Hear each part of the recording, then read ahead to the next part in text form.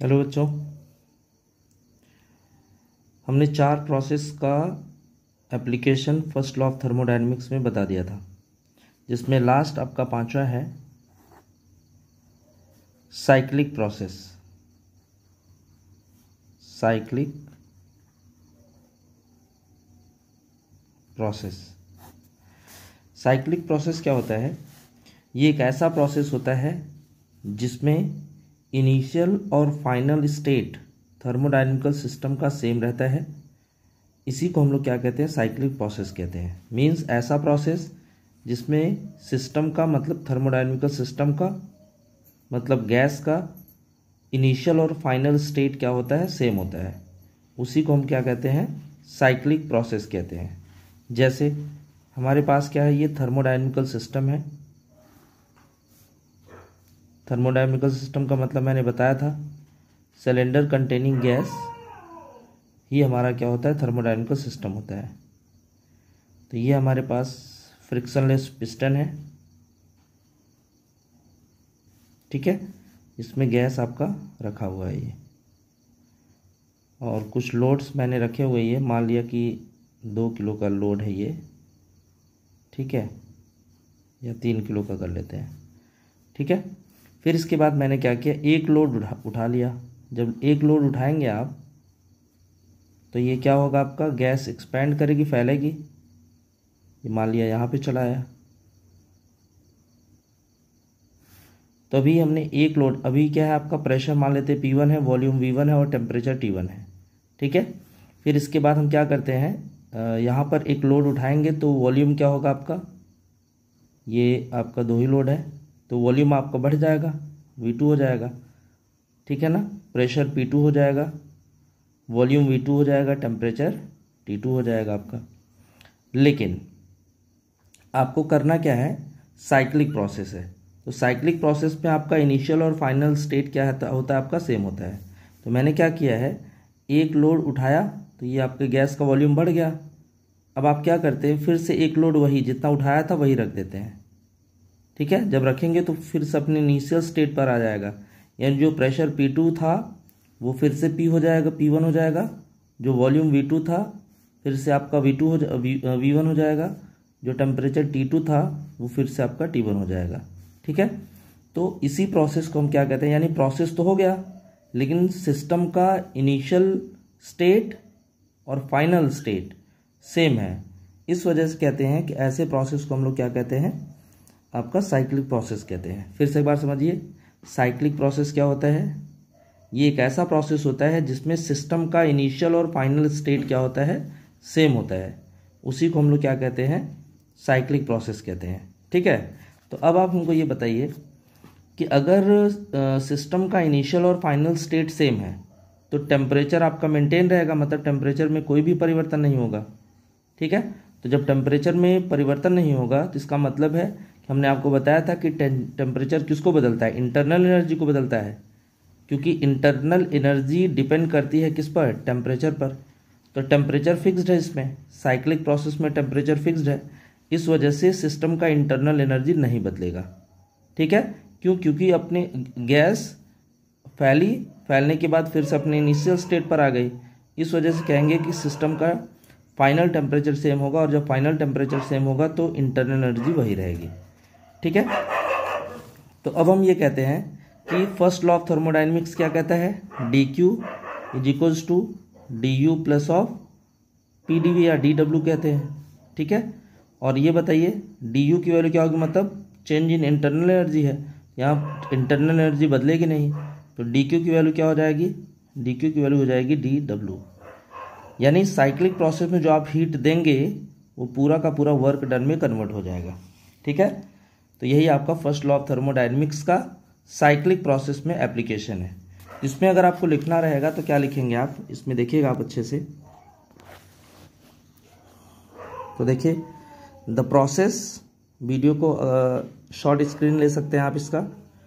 The process in which initial and final state of the thermodynamical system, thermodynamical system का initial और final state क्या रहता है? Is same, ठीक है, हमेशा क्या रहता है? सेम रहता है। कॉल्ड, ये कॉल्ड है आपका साइक्लिक प्रोसेस। क्या कहा जाता है? साइक्लिक प्रोसेस कहा जाता है। तो इन साइक्लिक प्रोसेस क्या होता है आपका? Internal energy of the system, system की इंटरनल एनर्जी क्या होती है? Remains constant, that is D U equals to zero. इसका मतलब क्या है कि डी यू की वैल्यू जीरो हो जाएगी। तो from first law of thermodynamics D Q equals to D U plus D W. तो डी क्यू इक्वल्स टू क्या होगा? डी यू की जगह जीरो हो जाएगा, तो D Q equals to D W आ जाएगा।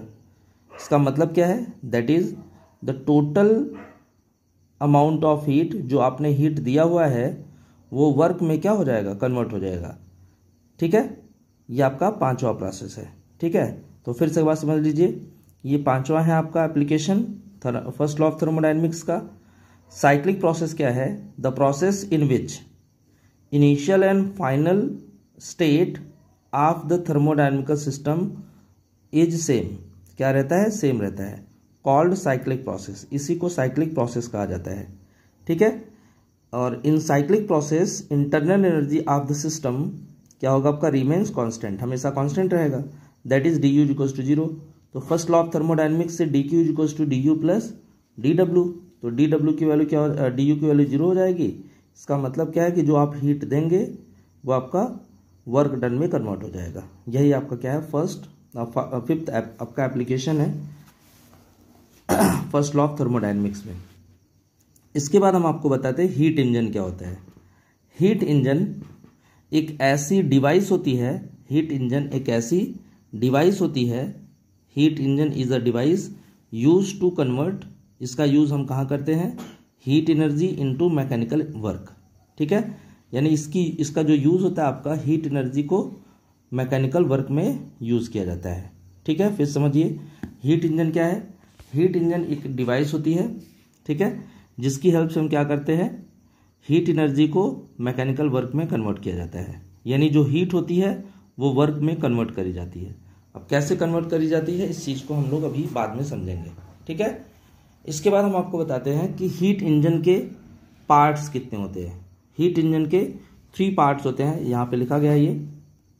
There are following 3 main parts of the heat engine. They are, number 1 source, ये सोर्स है आपका। नंबर 2 सिंक है। तीसरा आपका वर्किंग सब्सटेंस है। फिर से समझिए मैंने क्या बोला कि हीट इंजन क्या होता है? ये एक ऐसी डिवाइस होती है जो आपका हीट एनर्जी को मैकेनिकल एनर्जी में कन्वर्ट करती है। इसके 3 पार्ट होते हैं, number 1 source, number 2 sink, number 3 working substance. अब हम आपको एक एक का डेफिनेशन बताते हैं कि सोर्स क्या होता है। A body at high temperature, ये जो आपका लिखा हुआ है ये नहीं है, केवल आप याद रखिएगा। अ body at constant high temperature, यानी एक ऐसा बॉडी जो कि कांस्टेंट हाई टेम्परेचर पे रहता है। फ्रॉम विच जहाँ से heat energy drawn, heat energy क्या किया जाता है? लिया जाता है। Heat energy drawn is called the source. फिर से समझिए, यानी एक ऐसा बॉडी, जैसे हमारे पास कोई भी बॉडी है, ये सपोज कर रहे हैं हमारे पास कोई बॉडी है, ये कोई बॉडी है, ठीक है। तो इसका टेम्परेचर क्या है आपका? मान लेते हैं T1 है, एब्सोल्यूट टेम्परेचर T1 है। ये T1 टेम्परेचर हमेशा फिक्स रहेगा इसका, और इसी से हम क्या करेंगे? हीट एनर्जी लेंगे, यानी इस बॉडी से हीट एनर्जी ली जाएगी। और याद रहे कि जितनी भी हीट एनर्जी आप चाहेंगे उससे मिल सकता है, इस बॉडी से मिलेगा। जिसका टेम्परेचर आप हीट ले भी लेंगे तो इसका टेम्परेचर नहीं बदलने वाला। जैसे आपका एग्जांपल है सन से जितनी भी आप हीट लेंगे आपका सन का टेम्परेचर नहीं बदलने वाला। तो आप क्या कहेंगे? सोर्स क्या होता है? The body at constant high temperature, the body यहाँ लिखा हुआ है ये, the body at constant high temperature from which, जहाँ से हीट एनर्जी ड्रॉज मतलब खींचा जाता है, लिया जाता है, heat is called the source. फिर से समझिए मैंने क्या बोला? एक ऐसा body means a body at constant high temperature, यानी एक ऐसा बॉडी जो कि कांस्टेंट हाई टेम्परेचर पे है, ठीक है। फ्रॉम विच, जहाँ से हीट एनर्जी, जहाँ से हीट एनर्जी को ड्रॉज किया जाता है, DRAWS, draws heat, is called the source, इसी को सोर्स कहा जाता है। और याद रहे जितनी भी हीट लेना चाहेंगे आप वो ले सकते हैं इस सोर्स से, ठीक है। तो सोर्स क्या होता है, एक ऐसा बॉडी होता है हाई टेम्परेचर पर जिससे हीट जितनी भी ज़रूरत पड़ती है आप ले सकते हैं। दूसरा सिंक, सिंक क्या होता है, ये आपका बॉडी होता है at lower temperature, at constant lower temperature, a body at constant lower temperature to which, जिसको क्या की जाती है, हीट, ये हीट है आपका, heat engine reject the heat, heat engine क्या करता है, रिजेक्ट करता है हीट को, ठीक है ना, इज कॉल्ड द सिंक। फिर से समझो, फिर से सोर्स क्या होता है, a body at constant high temperature, इसमें क्या लिखेंगे, अ body at constant lower temperature, यहाँ फ्रॉम विच है, इसमें टू विच होगा क्योंकि यहाँ से लिया जाता है, कहाँ से लिया जाता है, from which, heat engine, heat engine क्या करता है, ड्रॉज करता है, खींचता है किसको, हीट को, उसी को क्या कहते हैं हम लोग, सोर्स कहते हैं। और इसमें हीट इंजन क्या करेगा, हीट को रिजेक्ट करेगा सिंक को। फिर से समझिए मैंने क्या बोला, a body at constant high lower temperature to which, जिसको मतलब इस सिंक को क्या किया जाएगा, रिजेक्ट द हीट, क्या करता है आपका, to which heat engine reject, heat engine, यहाँ हीट इंजन लिखा है, ये heat engine reject heat, heat को रिजेक्ट करता है, इज कॉल्ड सिंक, इसी को कहा जाता है सिंक। जैसे एग्जाम्पल के तौर पे हम ये कहते हैं कि जब हम अपनी बाइक को स्टार्ट करते हैं, तो बाइक को जब स्टार्ट करते हैं तो साइलेंसर से जो हीट निकलती है वो आपकी हीट कहाँ जाती है, वो आपका इन्वायरमेंट में जाती है, और इन्वायरमेंट का टेम्परेचर हमेशा वही मेंटेन रहता है। तो वही ऐसा यहाँ पे लिखना है कि सिंक क्या होता है, a body at constant high temperature, at constant lower temperature to which heat engine reject heat is called the sink. फिर से समझिए मैंने क्या बोला, a body at constant lower temperature, और अगर सोर्स को डिफाइन करना है तो हाई टेम्परेचर लिखेंगे, ठीक है, टू विच, जिसको, वहाँ पे फ्रॉम विच रहेगा, इसमें टू विच रहेगा, ठीक है। हीट इंजन, हीट इंजन क्या करता है, रिजेक्ट, रिजेक्ट मतलब देता है, ठीक है ना, किसको, हीट को, किसको देता है, इज कॉल्ड आपका सिंक, ठीक है ना, इसी को सिंक कहा जाता है। इसके बाद आपका वर्किंग सब्सटेंस है। वर्किंग सब्सटेंस का मतलब क्या है, the substance which absorb heat, ऐसा सब्सटेंस जो हीट को क्या करेगा, एब्जॉर्ब करेगा, ठीक है ना, कहाँ से, फ्रॉम द सोर्स, सोर्स से, ठीक है ना, and does some mechanical work, और कुछ कार्य करेगा, डज, DOES, डज मतलब करता है, क्या करता है, सम मैकेनिकल वर्क, कुछ आपका मैकेनिकल वर्क करता है, ठीक है ना, इज कॉल्ड वर्किंग सब्सटेंस। फिर समझिए मैंने क्या बोला, ऐसा सब्सटेंस जो हीट को एब्जॉर्ब करता है, जो हीट को क्या करता है, एब्जॉर्ब करता है, कहाँ से, फ्रॉम द सोर्स, सोर्स से हीट को लेता है, एंड डज, और जैसे ही सोर्स से हीट पाता है तो वो कुछ कार्य करता है, does some mechanical work is called the, आपका क्या कहलाता है, ये वर्किंग सब्सटेंस। फिर से समझिए मैंने क्या बोला, the substance which absorb heat, the substance एक ऐसा substance which absorb heat, heat को एब्जॉर्ब करता है, फ्रॉम द सोर्स, कहाँ से, सोर्स से, एंड डज, डज मतलब करता है, क्या करता है, सम मैकेनिकल वर्क, कुछ आपका मैकेनिकल वर्क करता है, तब उसको हम लोग क्या कहते हैं, वर्किंग सब्सटेंस कहते हैं, ठीक है। इसमें एक छोटा सा फिगर रहेगा, आइए फिगर समझ लेते हैं। हीट इंजन कैसे वर्क करता है, जैसे ये आप ध्यान से बनाएंगे, ये फिगर, आपके पास एक बॉडी रहेगा, ये बॉडी है, ठीक है, ये बॉडी हमने क्या कहा था, किस टेम्परेचर पे है, T1 टेम्परेचर पे, तो टेम्परेचर इसका बदलने वाला नहीं है। फिर इसके बाद यहाँ पे आपका ये वर्किंग सब्सटेंस है, WS लिख सकते हैं आप, वर्किंग सब्सटेंस है ये, ठीक है। ये वर्किंग सब्सटेंस क्या करेगा, हीट को एब्जॉर्ब करेगा। मान लिया कि Q1 अमाउंट ऑफ हीट लिया, ठीक है, ये वर्किंग सब्सटेंस सोर्स से कितना हीट लिया, Q1 हीट एब्जॉर्ब किया, ठीक है, एब्जॉर्ब किया। फिर ये आपका क्या करेगा, कुछ वर्क करेगा, मान लिया W वर्क करता है, एब्जॉर्ब करने के बाद ये वर्क करेगा, क्योंकि मैंने कहा है कि ये ऐसा इंजन जो हीट को एब्जॉर्ब करके कुछ वर्क करेगा, ठीक है। फिर बची हुई हीट को रिजेक्ट करता है लोअर टेम्परेचर पर। बची हुई हीट को क्या करेगा, रिजेक्ट करेगा लोअर टेम्परेचर T2 को, जिसको सिंक कहते हैं। तो ये सोर्स हुआ, ये वर्किंग सब्सटेंस हुआ, ये सिंक हुआ। फिर इसके बाद जो बची हुई उष्मा देगा, देने के बाद फिर सब वो अपनी इनिशियल स्टेट पर आ जाएगा। पहले लेगा कितना लिया Q1, फिर कुछ वर्क किया, वर्क करने के बाद बची हुई हीट मान लिया Q2 amount of heat reject करेगा, फिर से अपने इनिशियल स्टेट पर आ जाएगा। तो यही आपका वर्किंग है किसका, हीट इंजन का, ठीक है। फिर समझो ये बॉडी है हायर टेम्परेचर पर, ठीक है। फिर ये आपका क्या करेगा, हायर टेम्परेचर से ये वर्किंग सब्सटेंस कुछ हीट को लेगा, ठीक है। हीट लेने के बाद क्या करेगा, कुछ वर्क करेगा, और वर्क करने के बाद बची हुई हीट को रिजेक्ट कर देगा सिंक को। जैसे हम आपको एग्जांपल बताएं, बाइक आपके पास है, तो बाइक में आप क्या करते हैं, फ्यूल भराते हैं। फ्यूल मतलब आपका पेट्रोल डालते हैं। तो पेट्रोल से जब आपका बाइक स्टार्ट करते हैं आप, तो वो आपका पेट्रोल जलता है इंजन के अंदर जलता है। जब वो इंजन के अंदर जलता है तो वो हीट एनर्जी मिलता है इंजन को, ठीक है ना। तो इसके बाद हीट एनर्जी जैसे ही मिलती है तो वो क्या करेगी, आपकी वर्क करेगी। इसके बाद बची हुई हीट साइलेंसर से होते हुए आपके इन्वायरमेंट में चला जाता है ये, ठीक है ना। अगर देखो साइलेंसर को बंद कर दोगे तो आपका जो इंजन है वो स्टार्ट ही नहीं होगा। इसी वजह से ये कहा जाता है कि सिंक को हीट देना ज़रूरी है। तो फिर समझो मैंने क्या बोला, ये आपका सोर्स से, मतलब जैसे आप पेट्रोल डालते हैं तो यही सोर्स का काम करेगा, ठीक है। पेट्रोल अगर नहीं डालेंगे तो ये स्टार्ट ही नहीं होगा, यानी T1 का होना ज़रूरी है।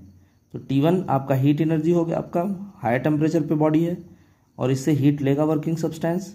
हीट लेने के बाद वर्क करेगा, वर्क करने के बाद जो हीट बचेगी साइलेंसर से होते हुए आपका सिंक में चला जाएगा, ठीक है। ये प्रोसेस हमेशा कंटिन्यू होता रहेगा, हीट लेता रहेगा, वर्क करता रहेगा, बची हुई हीट को रिजेक्ट करता रहेगा, फिर अपने इनिशियल स्टेट पर आता रहेगा। ये बहुत अच्छे से आप हेडिंग कर लेंगे, working of heat engine. Working of heat engine, तो वर्किंग ऑफ हीट इंजन में ये फिगर आप वीडियो पॉज करके बना लेंगे, ठीक है। इसके बाद देखिए कैसे लिखना है, देखिएगा। द वर्किंग सब्सटेंस, ठीक है, the working substance absorb Q1 amount of heat. फिर समझिए, the working substance absorb Q1 amount of heat from the source. कहाँ से, सोर्स से। Does some mechanical work W, कुछ कार्य करता है। कार्य करने के बाद एंड रिजेक्ट करता है रिमेनिंग पार्ट ऑफ हीट, बची हुई हीट को। कितना रिजेक्ट किया था, Q2 टू द सिंक को, मतलब जो कि लोअर टेम्परेचर पे है। And comes back to its initial state, heat देने के बाद, मतलब रिजेक्ट करने के बाद अपने इनिशियल स्टेट पर आ जाता है। फिर समझिए, the working substance absorb Q2 amount of heat from the source, does some mechanical work and reject remaining part of heat Q2 to the sink and comes back, फिर से अपने इनिशियल स्टेट पर आ जाते हैं। देखो यहाँ से यहाँ चला आएगा वापस, टू इट्स इनिशियल स्टेट, ठीक है। फिर इसके बाद दिस प्रोसेस, यानी ये प्रोसेस कंटिन्यू होता रहेगा। दिस प्रोसेस इज डन, ये प्रोसेस आपका होता रहेगा, ठीक है ना, ओवर एंड ओवर अगेन, बार बार, मतलब हीट लेता रहेगा, वर्क करता रहेगा और हीट देता रहेगा। And we get continuous mechanical work, और हम लोग क्या पाते रहेंगे, कॉन्टिन्यूअस मैकेनिकल वर्क को पाते रहेंगे, ठीक है। इसके बाद एक आपका इसी में इंपॉर्टेंट लाइन है, efficiency of heat engine. Efficiency of heat engine, efficiency का मतलब होता है दक्षता। दक्षता क्या होगी, देखो आपका वर्क डन पर साइकिल, ये रेशियो होता है, मतलब किसी भी हीट इंजन की जो इफिशियंसी होती है वो आपकी क्या होती है, समझिएगा। It is defined as the ratio of work done by the working substance, work done by the working substance, working substance ने जो वर्क किया था, पर साइकिल, एक साइकिल में जितना वर्क करेगा, वर्किंग सब्सटेंस एक साइकिल में जितना वर्क करेगा, ठीक है ना, to the heat absorb from the source, और एक साइकिल में जो जितनी हीट को एब्जॉर्ब करेगा। फिर समझो मैंने क्या बोला, it is defined as the ratio of work done by the working substance.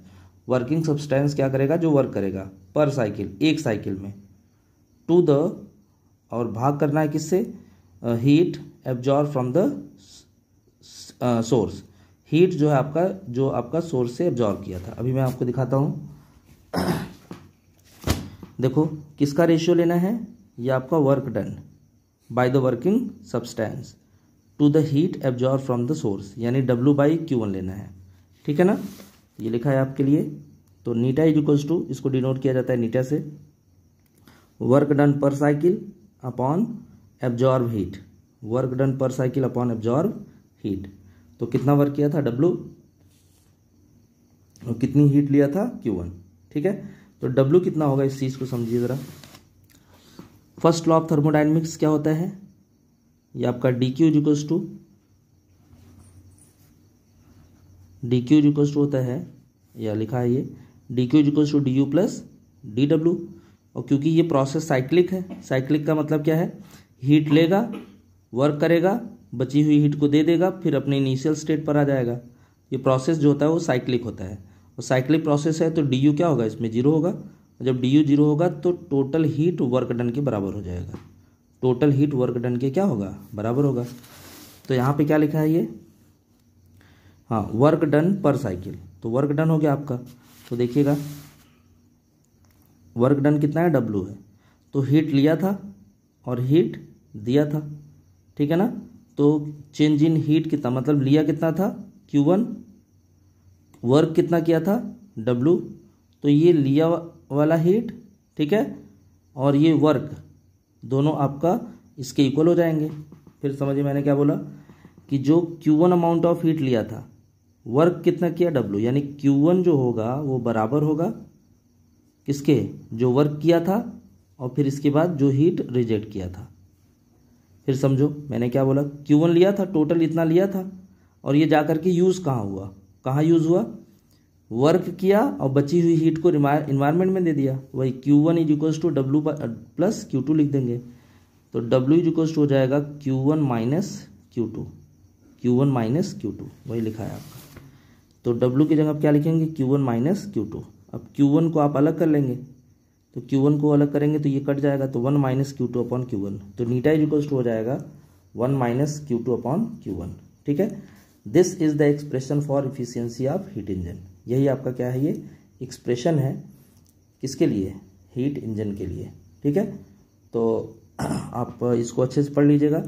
अगर इसमें कोई भी चीज़ डाउट करती है तो आप हमको कमेंट करिए कि सर हमको चीज़ नहीं समझ में आई है, तो हम आपको फिर से क्लियर करेंगे। ठीक है, तो आज के लिए इतना ही।